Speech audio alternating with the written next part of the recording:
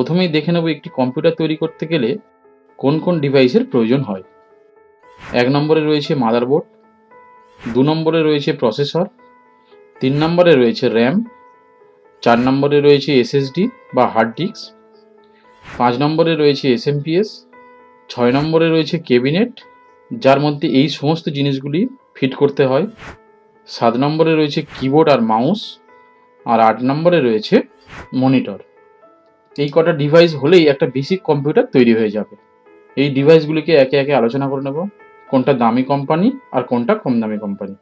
সাথে এটাও দেখে নেব বাজেট যদি আমাদের কম থাকে তাহলে কি করা যাবে। প্রথমেই দেখে নেব মাদারবোর্ড। এটা কম্পিউটারের একটি গুরুত্বপূর্ণ ডিভাইস, এখানে কম্প্রোমাইজের কোনো জায়গা নেই। আমরা অবশ্যই নেব গিগাবাইট বা আসুস, তাও যদি না পারি অন্তত এমএসআই নেব। এগুলো মোটামুটি ভালো কোম্পানি হিসেবেই ধরা হয়। আর অন্যান্য মোটামুটি যেসব কোম্পানিগুলো মাদারবোর্ডের রয়েছে তার মধ্যে রয়েছে জেব্রনিক্স, ফন্টেক, মার্কারি, এই ধরনের কোম্পানিগুলি আরও রয়েছে। এগুলোকে না নেওয়ার চেষ্টা করবে বন্ধুরা। এরপরে আসছে প্রসেসর। আমরা অবশ্যই প্রসেসর নেব ইন্টেলের।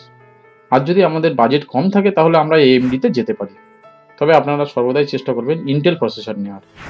এবার আসছি র্যাম। এখানেই আমরা সবথেকে বেশি ঠকে যাই।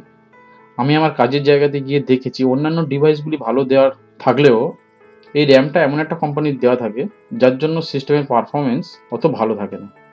র্যামে অবশ্যই আমরা নেব কর্সিয়ার বা কিংস্টন বা ক্রুসিয়াল, এই ধরনের র্যাম ব্যবহার করব।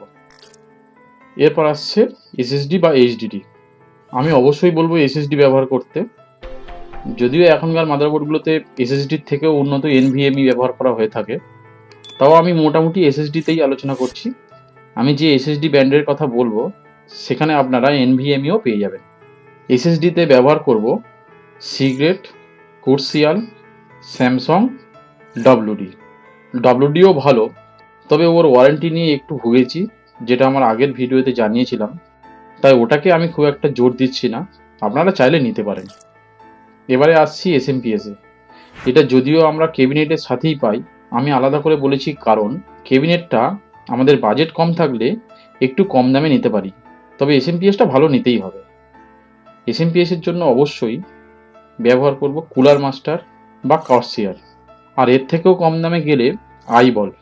এর থেকে আর কম দামের এসএমপিএস না ব্যবহার করাই ভালো।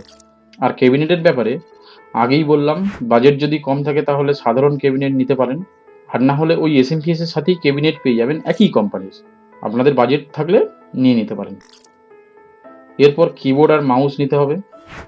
কিবোর্ড আর মাউস নিতে পারো Logitech, HP, iBall, Dell, TVS. এবার আসি মনিটরে। এখানে অবশ্যই একটা ভালো মনিটর ব্যবহার করতে হবে। আমি আগেই বলবো এইচপি আইপিএস মনিটর নেওয়ার জন্য, কারণ আমি নিজে ব্যবহার করছি আর অনেককেই দিয়েছি, তার মধ্যে একটি খারাপ হয়েছিল। এইচপির ওয়ারেন্টি সার্ভিস ছিল ভীষণই ভালো।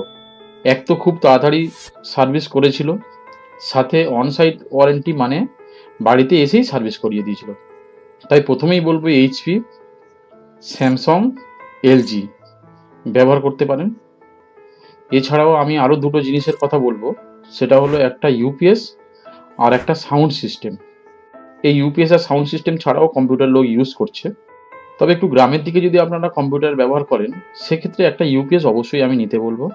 আর সাউন্ড সিস্টেমটা যদি আপনাদের প্রয়োজন হয় তাহলে আপনারা সাউন্ড সিস্টেম ইউজ করতে পারেন। ইউপিএসের জন্য বলবো এপিসি ব্যবহার করতে বা মাইক্রোটেক ব্যবহার করতে। আর সাউন্ড সিস্টেমের জন্য রয়েছে ক্রিয়েটিভ, লজিটেক, আইবল, এই ধরনের কোম্পানি আপনারা ব্যবহার করতে পারেন। এই ধরনের কোম্পানির জিনিসগুলিকে নিয়ে একটা কম্পিউটার তৈরি করলে অনেক দিন ব্যবহার করতে পারবেন নিশ্চিন্তে। সবশেষে একটা কথা আপনাদের জানানোর দরকার, আমি এই যে কোম্পানিগুলির কথা বললাম সেগুলি আপনারা অবশ্যই আপডেট জেনারেশনের ক্ষেত্রে পাবেন।